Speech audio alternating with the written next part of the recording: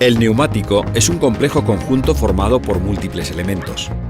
En su fabricación se emplean más de 200 materias primas diferentes. Todo comienza con la preparación de los componentes básicos. La goma está compuesta por 4 tipos de materiales: cauchos o elastómeros, cargas de refuerzo, plastificantes y aditivos químicos. El caucho o elastómero puede ser natural, obtenido del cultivo del árbol de la hevea, o sintético, elaborado a partir del petróleo. Estas materias primas, en forma de balas, se cortan en trozos para facilitar la preparación del compuesto de goma. A estos elastómeros se les añade negro de carbón y sílice, como cargas de refuerzo que proporcionan a la goma resistencia al desgaste. Distintos plastificantes, como aceites o resinas, ayudan a la homogenización de las mezclas y facilitan su extrusión. Otros ingredientes se utilizan en forma de polvo o granulados. Son los aditivos químicos. Su dosificación es una operación extremadamente compleja a escala industrial. La formulación debe ser precisa y uniforme a lo largo del tiempo. Entre estos aditivos se encuentra el azufre, que, como veremos después, desempeña un papel fundamental a la hora de conseguir las propiedades mecánicas de la goma. Todos estos componentes se mezclan cuidadosamente hasta que se alcanza una homogenización perfecta.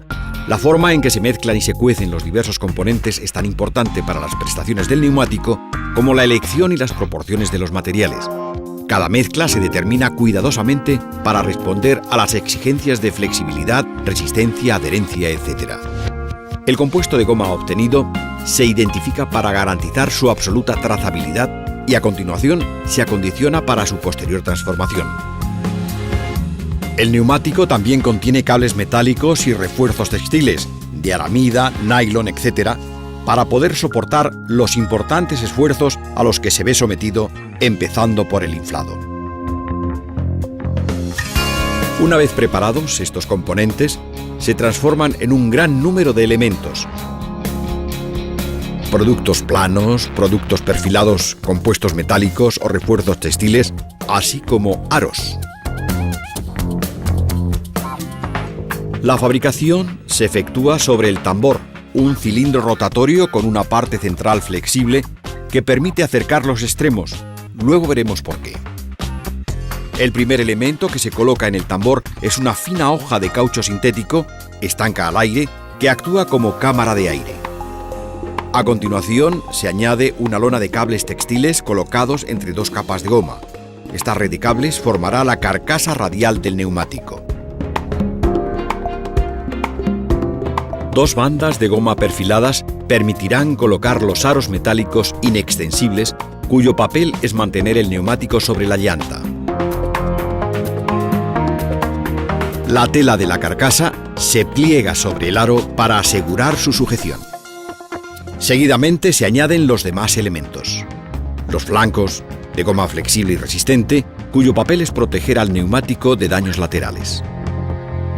Se da entonces forma al neumático acercando los bordes del tambor mientras que se infla la parte central.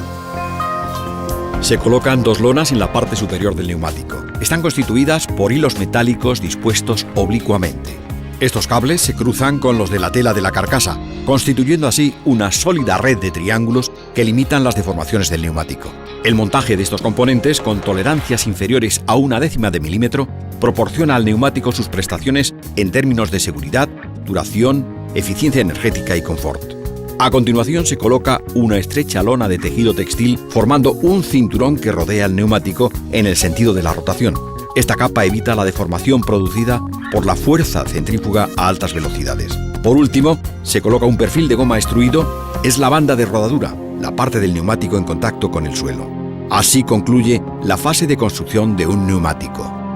El neumático crudo se introduce en el molde de cocción, que lleva todos los futuros marcajes y dibujos. Una membrana llena de fluido caliente a presión empuja la goma aún maleable hasta el fondo de la escultura grabada en el molde. El calor del molde inicia el proceso de cocción. El aumento de la temperatura hace que el azufre contenido en el compuesto se adhiera a las moléculas de goma. Es lo que se conoce como vulcanización. De esta forma, la goma se transforma, pasando del estado plástico al estado elástico. Cuando se extrae del molde y tras enfriarse, el neumático adquiere su forma y sus propiedades definitivas.